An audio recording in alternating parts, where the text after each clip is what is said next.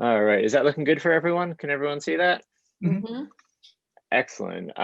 Great. Well, thank you. Thank you all for taking the time to be here. I'm thrilled to do this. And so I'm going to talk about a couple of shoots that I've done, but what I'm really going to talk about today is preparation for shoots. I think to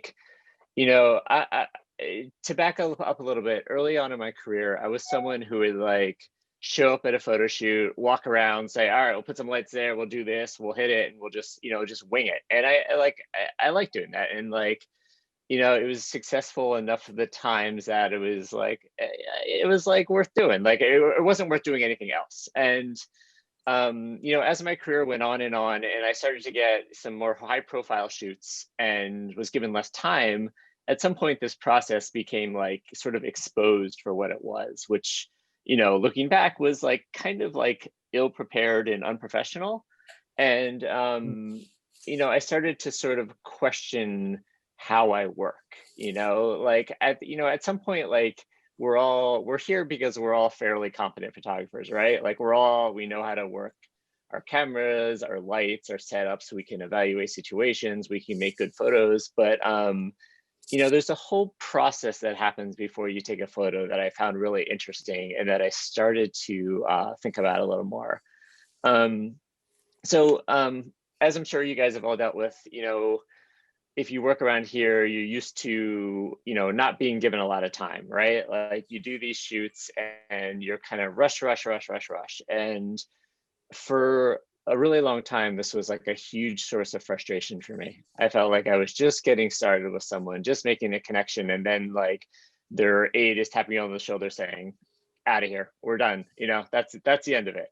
And what I realized is that and I still get frustrated, but I realized like, okay, let's focus on the things here I can control, right? Like I can't control for the most part how much time I have with the subject. I can control everything that leads up to that moment, all the planning I do, all the preparation, all that good stuff. And that's what I really want to zero in on. So to that end, I think like in the restaurant world, they have this really great framework for thinking about this. There's this French phrase, which I'm probably going to butcher, but it's essentially mise en place, which means everything in its place. And the basic idea is like, if you're a line cook at a restaurant, before your shift starts, you want to make sure your prep station is clean, your knives are sharpened, your vegetables are chopped, you have your spices at the ready. And basically you're doing all of this to sort of eliminate surprises, to minimize excess movement, and to really just focus on the important stuff. And the goal here, of course, is like to get your space organized. But I think the larger goal is like to be organized mentally, right? Like you get yourself in the right headspace. So practically, what does that mean in photography? I mean, obviously, it's like your batteries are charged, your memory cards are clean, are empty, your lenses are clean. It's knowing where everything is in your bag, where your backups of everything is if something goes wrong. It's how you pack your car. It's how you organize your gear. It's all that good stuff. It's like your planning and it's your preparation for a shoot. So let me just jump in because we don't have a ton of time. I want to talk about a first shoot I'm going to talk about today. So I guess it was last year I had AARP, no, sorry, 2 years ago, 2019, I had AARP reach out to me to photograph the then Attorney General, Jeff Sessions. And so one of my first steps when doing a shoot like this is sort of compiling the visual research. So what I'll do is I'll just kind of look around and see what the photos of these people are that are out there. I'll watch videos of them on YouTube. I'll get a sense of their gestures, their expressions. Basically, I want to create this like photo inventory of this person's physical presence. So I just kind of have that in the back of my mind. And what I realize is it's really like, it's really helpful when you're with someone to be like, oh, I saw you do that thing where you like put your hands like this when you talk. Like, can you do that for me? And it's like way less weird to ask them to do something if you can like reference that they've already done that, right? Like you're not asking them to like stand on their desk or something. So it gives a really good starting point, and it starts to open up the possibilities of like what we can accomplish at one of these shoots. So I use this website called Nice. It's Nice with 3 I's. And I have all sorts of boards here that I find this really helpful. Like I have one for like posing, where I just have this, like whenever I see what I think is a nice pose, I just throw it in there, and it just kind of again builds up that encyclopedia of like choices I can draw on. When I photographed Bernie Sanders, I got really obsessed with these like vintage campaign posters. So, and I wanted to do something like that. So I had one for campaign posters. So anyway, back to sessions. Like the magazine had a really specific idea about the photo they wanted. Pretty clean, pretty evenly lit, but they were also like, if you want to do something else, like go for it. Like you get this done and then go do your own thing. So that of course is like music to my ears. You know, it's a gift when they say things like that. So I started sketching things out. I keep this little shoot notebook. I have it right here, and it's just filled with like little printouts I make. I have a little color printer here, and I just print out things I like, and then I start like sketching out lights here. If you can see kind of in the upper right, I wrote like O'Keefe. There's this guy, James O'Keefe, who I had photographed, who I wanted to sort of mimic the lighting of. And if you can interpret my chicken scratch here, it's like basically I have like a gridded octa coming from the right and then a strip kind of sweeping the side of his face on the left. And so I mapped this out. I mean, none of this stuff is ever set in stone, but like, if I'm not coming to a shoot with a plan, I think I'm not doing my job well. And especially when I don't have a lot of time, like there's a certain like, I need to have done something, right? And I'm not going to just put them by a window and use the light. Like I want to do something that sort of has my stamp on it. And that's, really important to me. Like I have a way of shooting, and I want to continue doing that. I want it to continue moving forward, but I also want to make sure that this looks like a photo that I took. And so by doing all this, on the day of the shoot, it's one less decision to make, right? Like, shooting at the DOJ, it's a pain in the ass. You have to get through security. All your gear needs to be go through one at a time. Sometimes it needs to be hand examined. So it's like, you want to make as few choices on that day as possible and make that day as much about the shoot and that moment as you can. And all these, lighting choices I make, I'm always thinking about, what am I going to do to this image in Photoshop later when I open it up? What adjustments am I going to make, and what lighting things am I doing now so that I can, further to the end of what that final image is like. So just jumping forward, this is my assistant, the great Justin Jellerson. So, we got through DOJ, and these are kind of the two shots, right? So the first one on the left is the image for the magazine, nice, cleanly lit, off-white background. We did one standing, one sitting. We just got that locked in. And then on the second one was kind of the more moody shot, the one I was after. And this is the one with that gridded octa kind of sweeping across and a little bit of strip light on the far side, so it doesn't go completely in shadow. And so what I always do is, I use flash triggers that allow me to adjust the power of the flash from the camera. And so I always like have this written down next to me, so I know which channel, which flash is on, so I can make those adjustments in the moment. This is another one of those things where like, if I have to turn away from my subject and say, hey, can you go adjust it, like increase that light by half a stop, like you lose them for a second, you take them out of that moment. So I found it's really great to be able to do that stuff myself and then just kind of keep that focus in between us. And so here's a really important thing, like right before a shoot, I always like try to like sit in a corner and just sort of check in with myself, clear my head, make sure I'm feeling okay, make sure I feel like I have a good plan for the shoot, and also really like remind myself to be open to the possibility if something happens. Like I tend to like to control these, right? I tend to have like a very rigorous sense of what I want this to be. And I need to remind myself to like be open to the possibility of something happening. Even in these very short shoots, like I shouldn't rush. I should let there be moments of things happening. And I tell myself that because I'm like, I'm very like a very literal person. I need to tell myself, just slow down, like just chill. And that's really important for me, is to get myself in the right headspace for shoots. And that's like not something I used to do. I used to be stressed. I'd like, oh, I hope the flash trigger works. I hope I have everything in the right place, all that stuff. So anyway, first shot with him looks fine. Everything's good. And then we move over to the second shot. And this is where I had an 85 on one camera and then a macro 105 on the other. And this really tight eye shot in the middle kind of goes back to that shot in my notebook where I was like, I think it's really interesting to see people's eyes, and not something I've seen with him. And, so to make this transition from one to the other, it was putting new wireless triggers on each camera, which had the new exposures triggering um, the new flashes locked in. So again, it was like a 10-second transition rather than having to adjust lights or anything else. And this is where this preparation comes into play, because they were already like, it's time to go now when I had finished the other shoot. His aide was standing over my assistant, who was like very artfully trying to sort of just stall him and talk to him. But time was running out. So being able to make that transition and have everything set up so I can make that transition quick allowed me to make this shot, which, I was pretty happy with it. I think it came out pretty nicely. But it was all that led up to that gave me that extra, minute or two of time to pull out this last shot.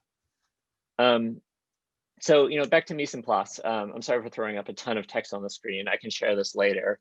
Like I said, you want to make sure your memory cards are formatted, battery charged, really basic stuff. But like, this is like kind of the mental stuff is the stuff I'm sort of obsessed with. And I write this up because it's for me. Like, I'm sharing this to you. Maybe it's helpful to someone, but this is like the stuff I need to remind myself of every shoot. I think like we're all here again because we're accomplished photographers, but like as you grow in your career, I think it's sort of like it becomes harder to sort of like measure your progress.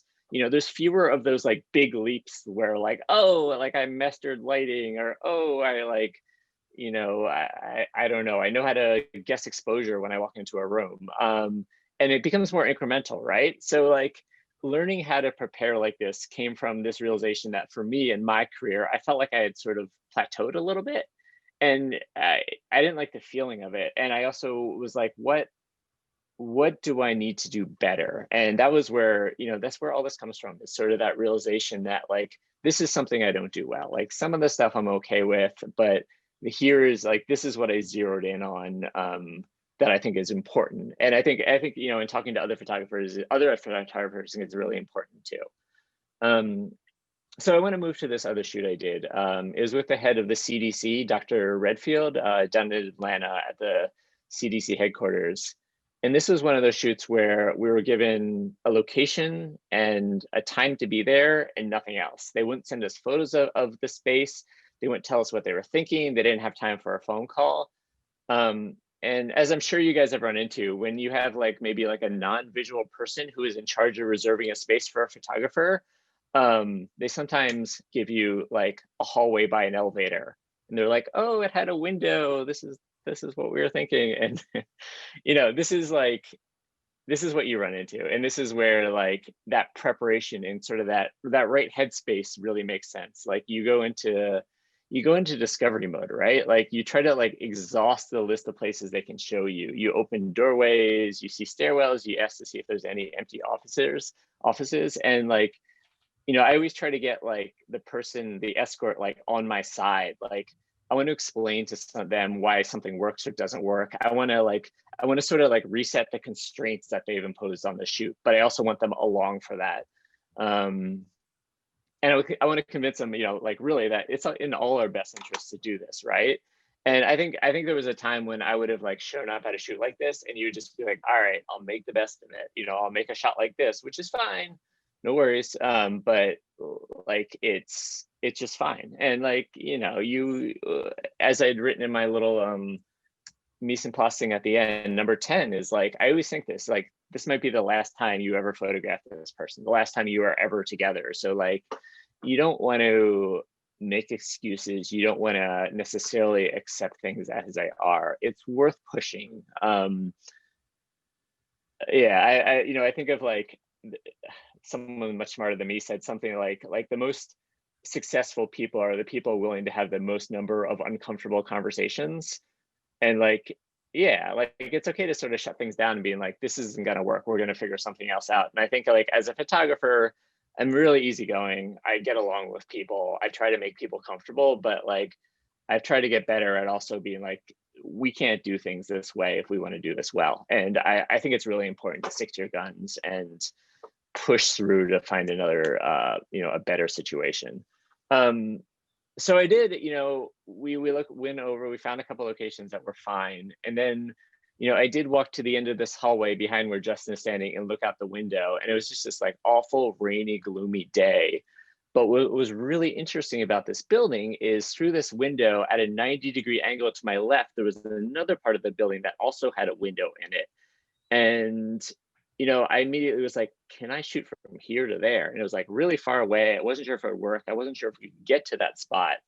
But I talked to our escort and she's like, sure, let's take a look. So Justin goes over there with a light. We're on speakerphone so we can talk to each other and sort of directing and figuring out exposure and stuff. And yeah, so it looked like it would work. So we saved that for the end with Dr. Redfield. We got through all our other shots and we did this as the end. This was sort of like the Hail Mary shot.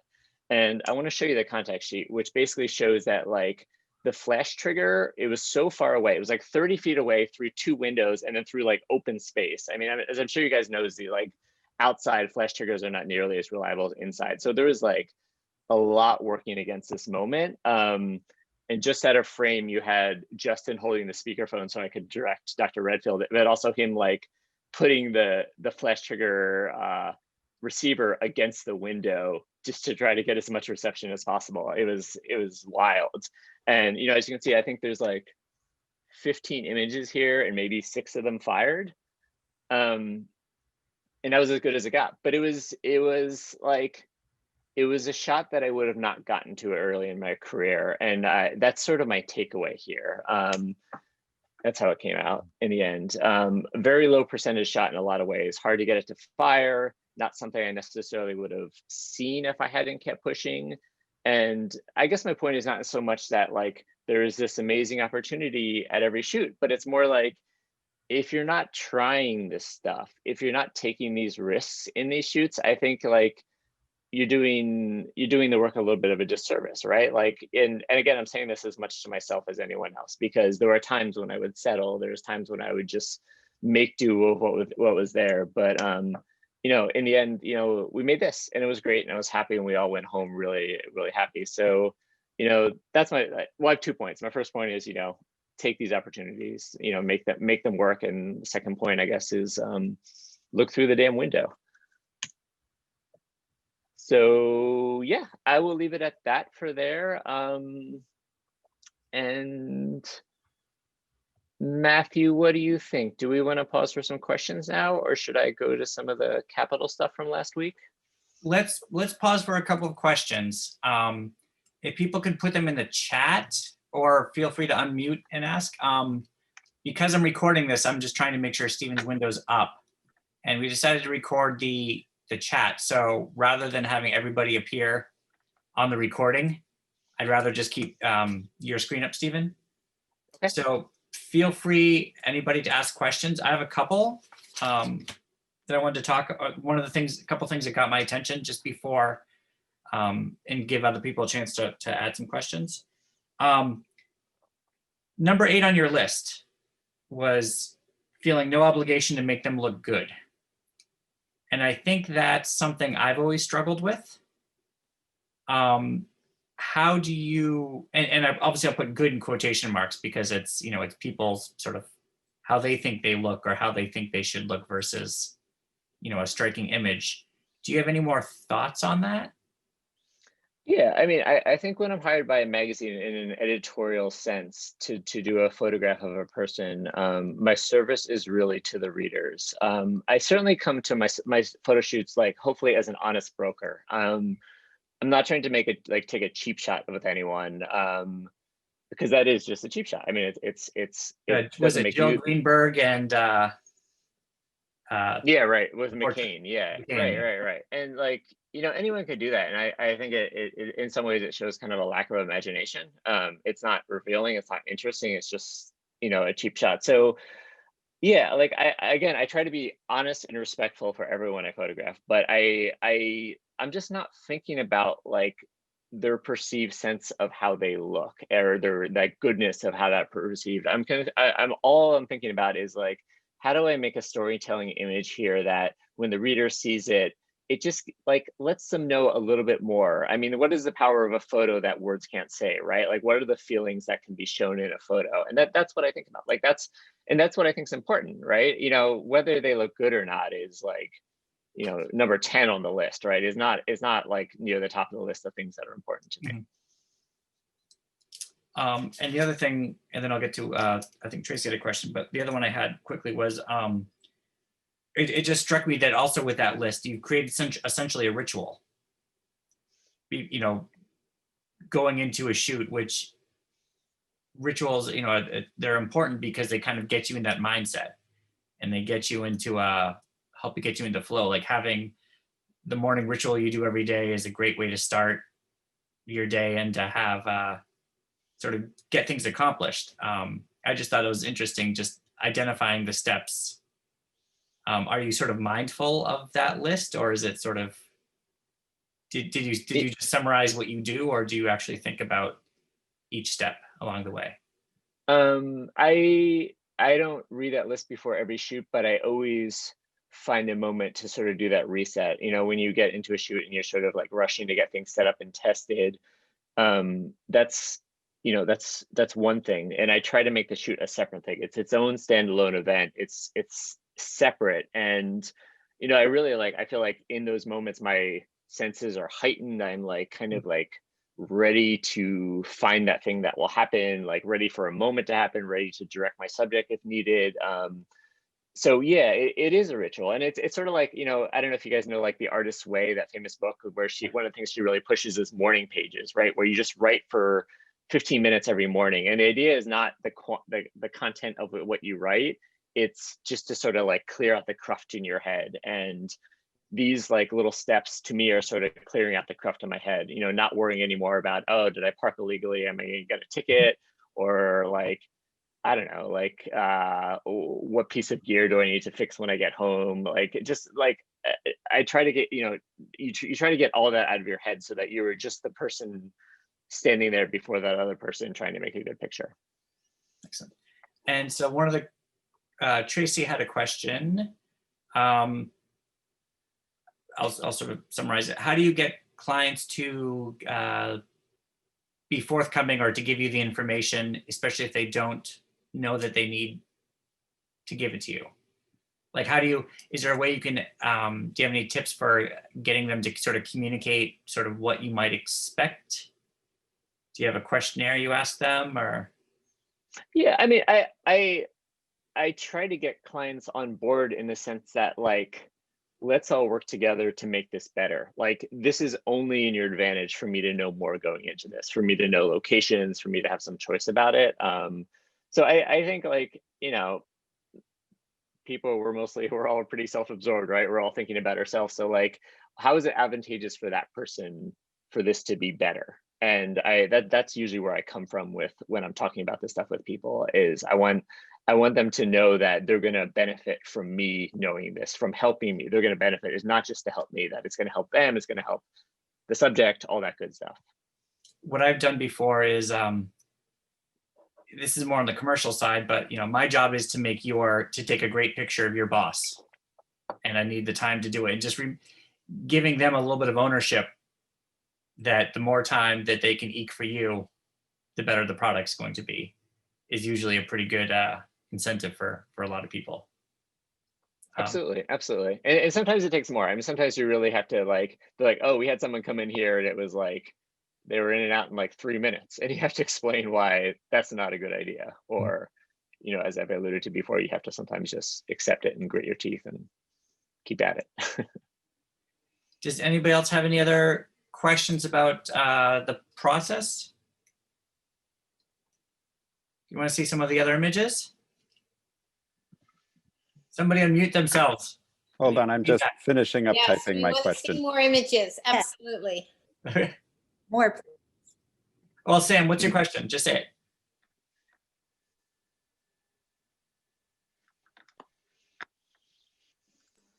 it. So basically, I just finished hitting enter, but I really love your presentation. Thank you.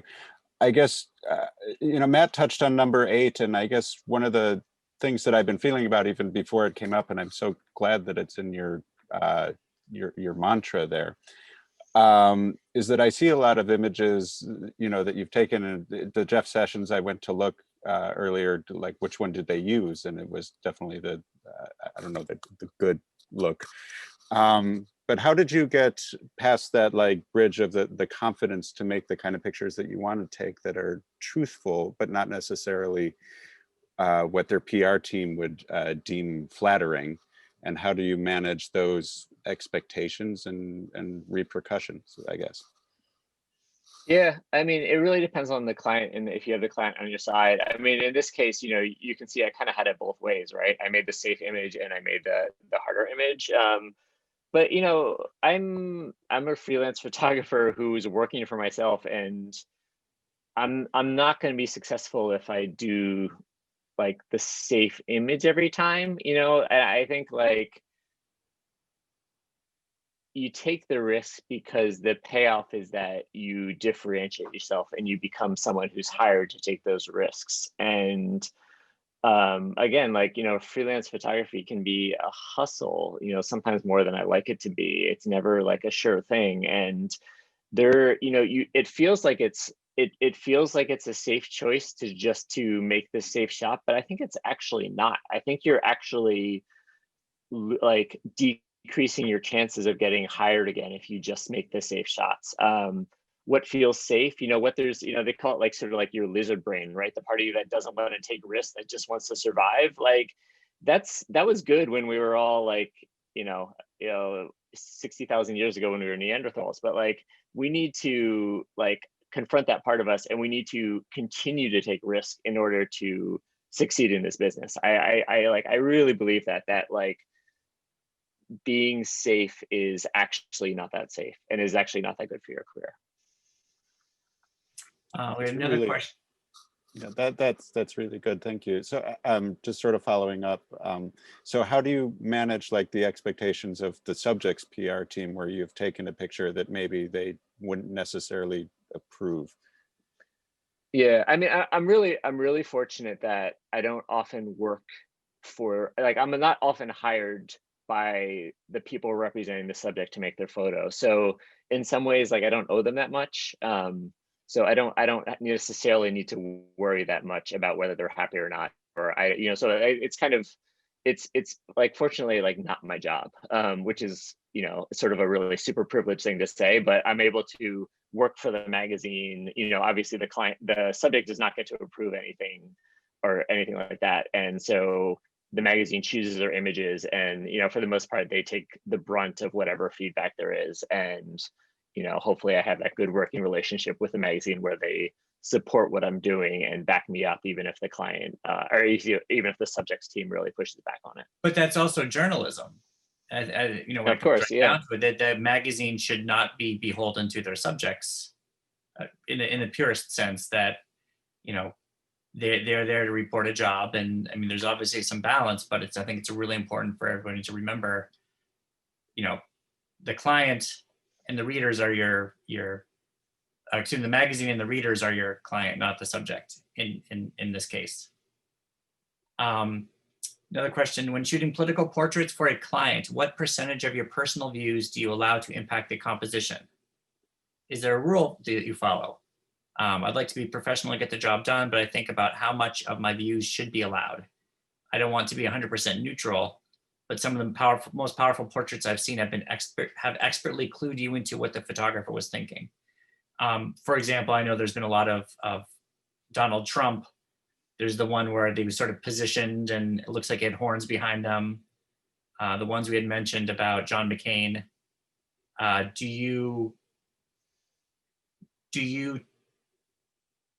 when you do a political portrait, especially if say the person's controversial, do you ever take sort of the magazines or the publications stance? Do you take your own? How do you check yourself, I guess?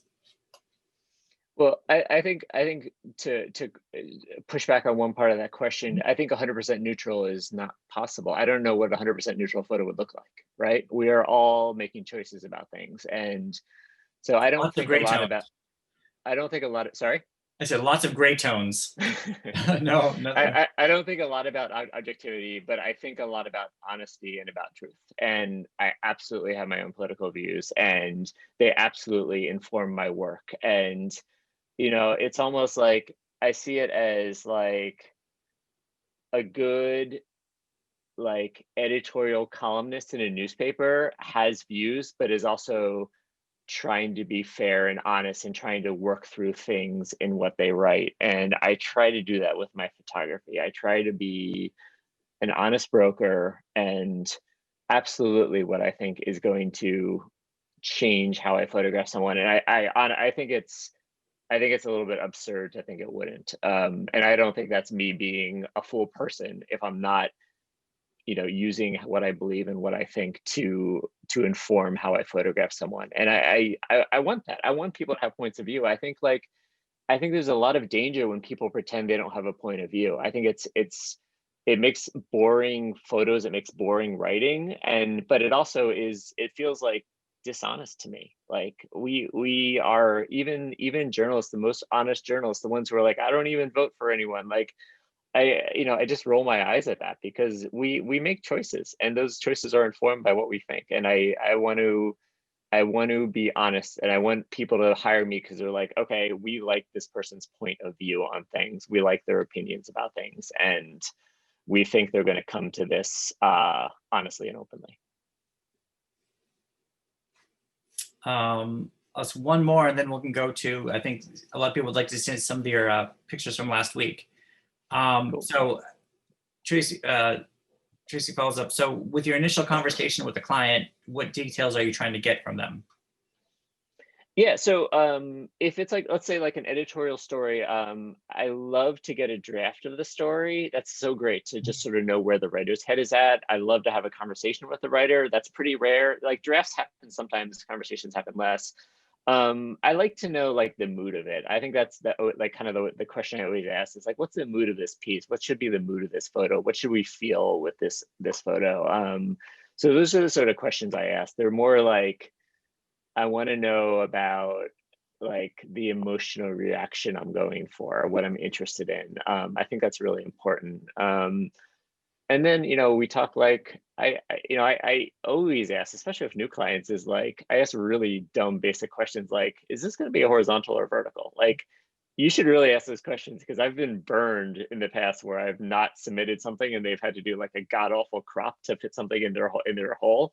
So like, you want to ask really basic questions, and then you want to ask like more complicated questions. And the more of that conversation you can have, the better. I mean, really, like, sometimes you get an email saying, are you available on this date at this time? Can you go do it? And it's just, you're off.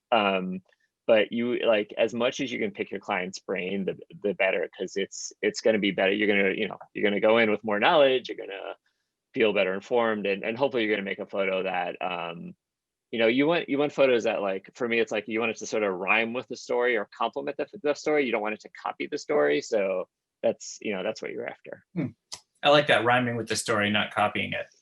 That's a good way to, I like how that works together. I think that's the questions. Let's look at some more pictures. Awesome. All right, give me 1 second. Stop share, and then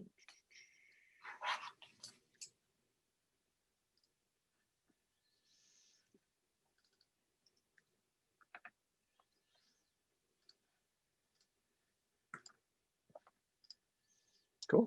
All right, you guys can all see that? Yep. Excellent. All right, so I'll just talk through Wednesday. On Wednesday, I was on assignment for Politico to cover basically the day's events. It was pretty open-ended. So for me, that started on the ellipse when the president gave a speech. I think he was scheduled to speak around 11 a.m. I think he actually went on around 11:45. And it was, I mean, honestly, pretty low key. The crowd was really spread out. Back where I was, the audio of the speech wasn't great. So like I don't think people could hear that well. And, people were talking and milling about and stuff. Occasionally people would cheer. You could hear the crowds cheer closer to where the president was speaking. But it was, it was like kind of any political rally. There wasn't much to it. This woman, she was praying with her friends, and this cutout of Donald Trump, which I just thought was amazing. I love how her hand wraps around the piece of him holding him in. So yeah, this is what it looked like. A lot of flags, a lot of American flags, the Don't Tread on Me, the Trump flags, Blue Lives Matter flags, a few Confederate flags here and there, but not that many. but then I kind of came across this guy, which, you know, he's wearing a noose, which is just, you know, it's pretty compelling and pretty, it's kind of stopped me in my tracks. He wouldn't give me his name or anything, and he just kind of looked at me when I talked to him. But you know, it's one thing to make a sign. It's another thing to like get some rope and make a noose and bring it with you in your car to go to a rally. You know, that whole process to me, I thought was really a little chilling. So they were listening to the speech. Some people started leaving before the speech was even over. Like it was just, you know, people were not, I would not say super into it, at least where I was with the crowd. So when the speech ended around, I don't know, 1:30 or so, 1:45, you know, people started walking down the mall towards the Capitol, and just, you know, just thousands of people. I had found a seat on the side of the mall, and I was quickly filing because they had wanted some images for the first part. And I just saw all these people coming, and, you know, very much I thought they were going to gather on the steps of the Capitol. There was going to be some speeches, some flag waving, and, you know, that was going to be it. That was my sense of it. That was absolutely my sense of it at the time. So I finished filing, and I got up there, I guess around 2:45 or so, 2:30, somewhere around there. And you know, immediately you could see that it was a very large crowd, and that the US Capitol Police, there was not a lot of them. They were not super well equipped. Very few of them had gas masks, and they were kind of getting overwhelmed. I mean, they would have this line of people, and the crowds would sort of like move around the lines of people. So then people would be getting behind them, and then they'd have to kind of fall back. And you know, very quickly it went from like people yelling at each other to just like kind of chaos. So if you're not seeing what's happening in this photo, is on the far right is this rioter is spraying the police officers with pepper spray that he must have brought, and he's in the you know, in the meantime getting a lot of other fellow rioters. You know, a few police officers were hurt. They were fell down, and they were sort of pulled back in the melee.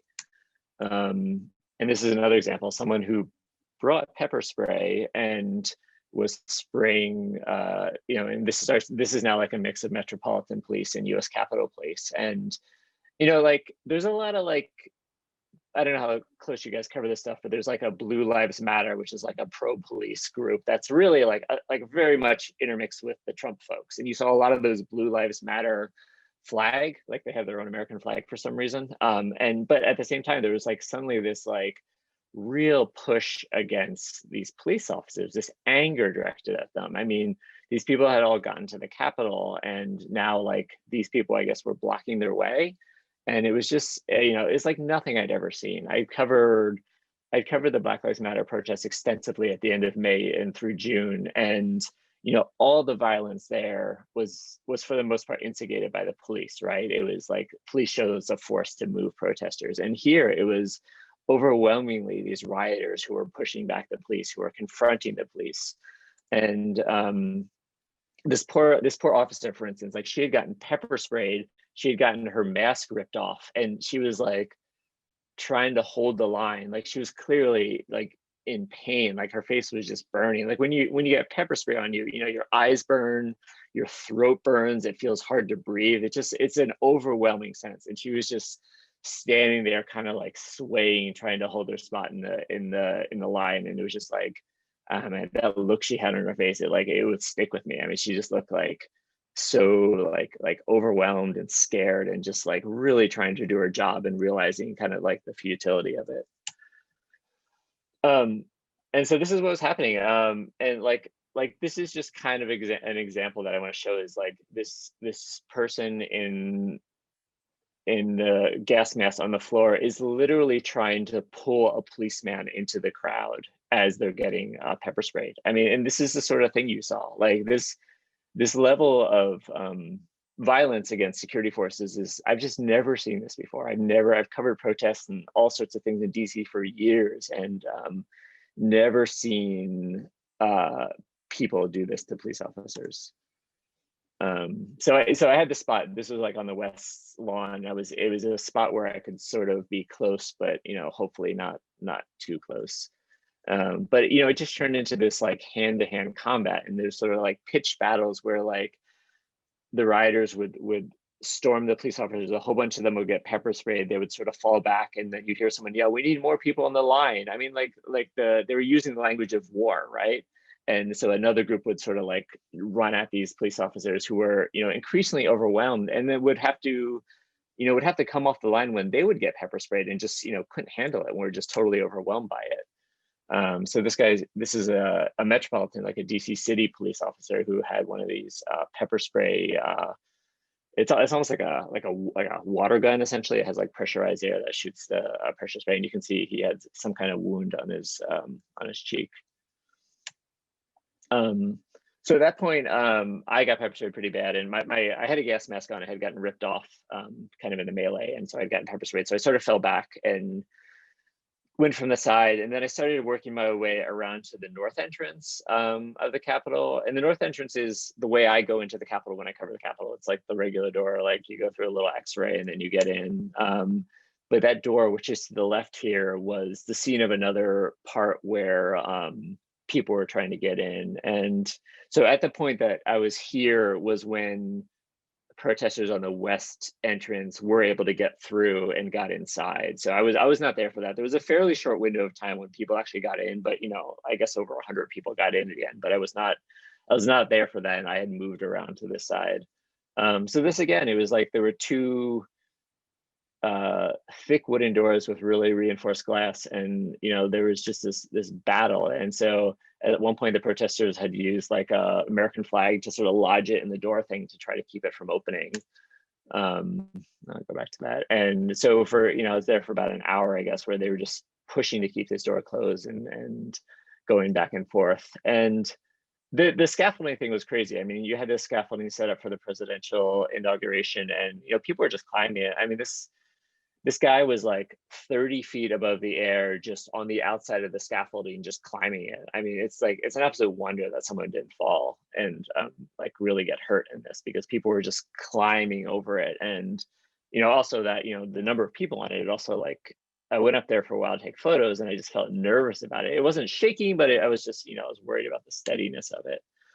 So at that point, it was getting a little later. I moved around to, I guess we're on the east side of the Capitol now. And this is where like the TV news, like CNN and ABC and NBC, do their stand-ups from, with the Capitol in the background. So they had all this equipment here, and they had just like, I had seen like an hour before, they had been filming stand-ups here with the cameras. And I guess they had left their gear here, and the rioters seized on it, and they they started destroying it. And I don't know if you guys know, these TV news cameras, they're like hundreds of thousands of dollars, and they were just like lifting this stuff up and smashing it. And yeah, I was sort of convinced they were going to light it all on fire, but that never happened. But they just kind of kept at it. And then you would hear one say like, "Oh, I heard like CBS is filming over there. Let's go like get over there." And so this is when I put away my press pass, because I had been asked a few times like who I'm with and stuff, and I was just it didn't feel like a good idea to advertise that I was press anymore.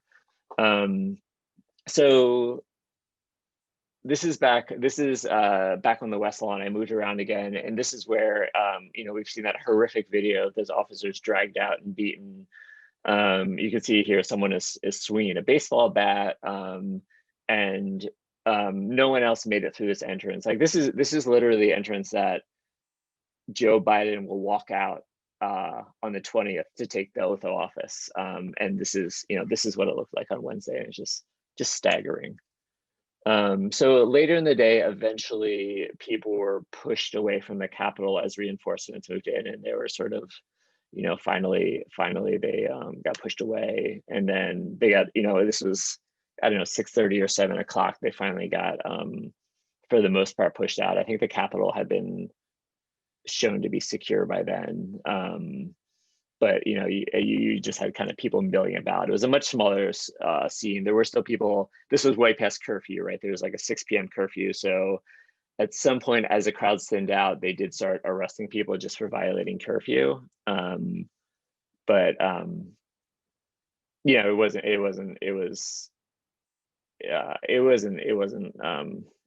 tense. There wasn't as much like violence at the time. It was just, people were being surrounded and arrested and brought away. So this is where I ended, and so I had driven down and parked near GW, so I had kind of a long walk home. So I just walked home and saw this Trump supporter photographing the Christmas tree at the Canadian embassy, which I just thought was this weird, funny image. Yeah, and that pretty much ended my night.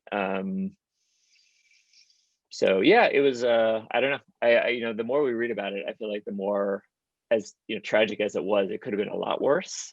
Is what it seems to be the case, and I think obviously there's like so much more story to come out about this that we'll learn more about sort of the breakdown in chain of command and all that stuff. But yeah, I mean, I've been in DC since 2005, and there's never been anything like this before. So I will leave it at that. Stephen, you look like you're quite close in there. Were you frightened, or was it just the adrenaline? You're in shock and you just keep shooting, or you look like you're really in the thick of it?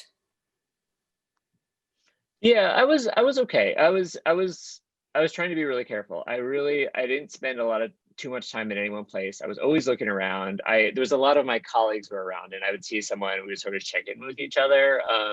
I never felt in danger. I definitely got into some spots that were not great. Like the crowds, as I was passing through the crowd, sometimes like people would get pushed back and you just kind of get crushed first, like really like pushed together for a second, which is, you know, doesn't feel great. But again, I mean, I have to say, like, looking back, I feel like it could have been a lot worse. Like I really, that's sort of my takeaway with it, is that, you know,